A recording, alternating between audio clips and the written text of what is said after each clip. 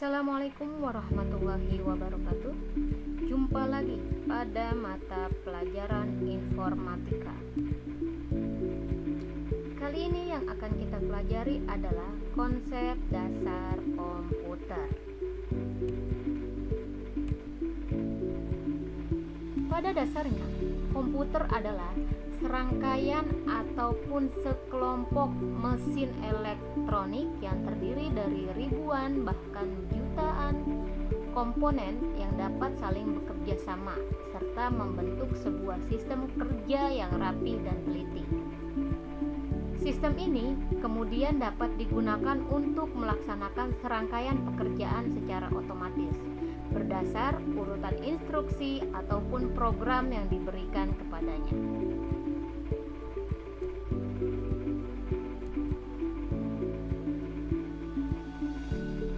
Rumusan dasar komputer. Ada input, proses, kemudian storage, lalu output. Di mana input adalah proses memasukkan data. Kita sebagai pengguna akan memasukkan data ke dalam komputer sesuai dengan kebutuhan kita. Kemudian akan diproses, akan disimpan, lalu kemudian langsung dicetak atau dikeluarkan. Itulah rumusan dasar komputer.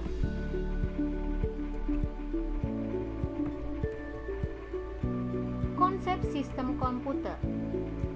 Konsep ini sering disebut sebagai konsep Tritunggal, di mana Tritunggal sendiri adalah konsep sistem komputer yang tidak bisa dipisahkan satu dengan lainnya. Untuk tahap pertama, setelah memiliki seperangkat komputer, manusia harus memasukkan program terlebih dahulu ke dalam komputer.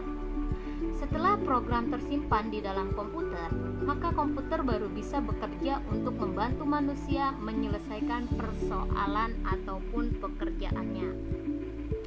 Lebih simpelnya, Tritunggal adalah 3 komponen yang dijadikan satu sehingga menjadi satu kesatuan yang tidak bisa dipisahkan. Konsep Tritunggal yang pertama adalah hardware atau perangkat keras, di mana hardware itu adalah peralatan komputer itu sendiri. Ini adalah bentuk komputer pada umumnya. Ada 4 bagian. Ada monitor, ada CPU, ada keyboard, dan ada mouse. Monitor adalah layar yang akan menampilkan proses kerja kita, hasil kerja kita atau data yang kita masukkan akan tampil pada layar monitor. Bentuknya itu sama seperti televisi ya. Yang kedua ada CPU. CPU itu adalah Central Processing Unit. Dia berbentuknya kotak pada umumnya seperti ini. Di dalam di dalam CPU ini banyak komponen yang tersimpan, yang tertata rapi, yang bisa melakukan proses inputnya komputer. Nah, CPU itu sering disebut sebagai otaknya komputer. Kemudian ada keyboard. Keyboard adalah papan ketik. Ini adalah salah satu alat input karena kita memasukkan huruf, memasukkan angka, memasukkan simbol itu melalui keyboard ini. Keyboard ini sudah menyambung ke CPU lalu menampilkan gambar ke monitor atau masukkan kata, huruf, simbol ke dalam monitor. Yang terakhir ada mouse. Mouse itu bentuknya kecil seperti tikus. Di sini dia ada scrollnya. Mouse ini dijadikan pengontrol atau alat gerak untuk mengontrol hasil kerja kita, proses kerja kita. Kita mau nge-save, kita klik menggunakan mouse ini. Kita mau keluar, kita klik menggunakan mouse ini. Sebetulnya hardware itu tidak hanya 4 alat ini saja ya, tapi ada banyak. Di antaranya ada printer, scanner, kamera, mikrofon, speaker, headset, proyektor, dan lain-lainnya yang digunakan sebagai alat pendukung untuk komputer itu sendiri. Kita lanjut. konsep Tritunggal yang kedua yaitu software atau perangkat lunak. Software adalah program atau aplikasi yang berisi perintah-perintah untuk melakukan proses tertentu. Software ini memiliki klasifikasi. Yang pertama, perangkat lunak sistem. Perangkat lunak sistem ini dibagi menjadi 3. Ada bahasa pemrograman. Biasanya bahasa pemrograman ini digunakan untuk para programmer atau hacker atau lain-lainnya ya, karena dia itu berisikan script atau PHP atau apapun itu bahasa komputer tersendiri.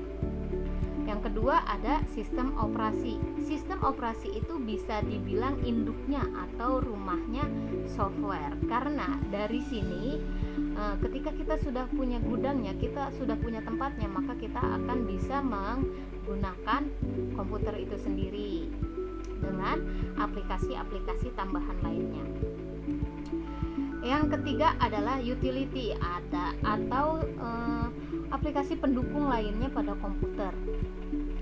Terus, sedangkan klasifikasi yang kedua adalah perangkat lunak aplikasi. Nah, pada perangkat lunak aplikasi ini juga akan dibagi macam-macamnya.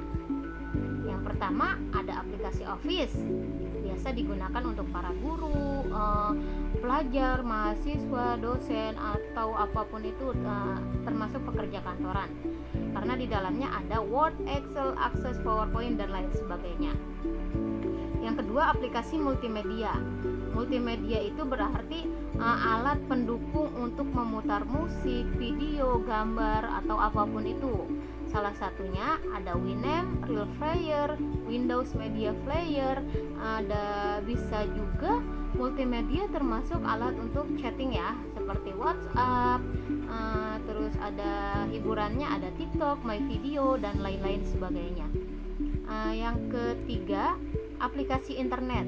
Salah satu contohnya ada Yahoo Messenger, Internet Explorer, Outlook Express atau alat searching lainnya seperti Google, Chrome, Opera Mini, Mozilla Firefox dan lain sebagainya.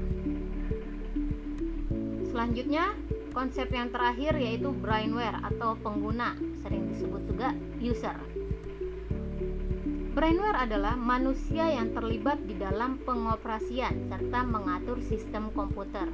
Atau lebih enaknya itu brainware adalah orang yang menggunakan atau memakai komputer.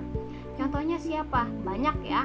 Ada guru, pelajar, operator, YouTuber, gamers, animator, administrator, programming, netter, sistem analis dan teknisi serta banyak lagi lainnya. Orang yang pasti brainware itu adalah orang yang menggunakan komputer.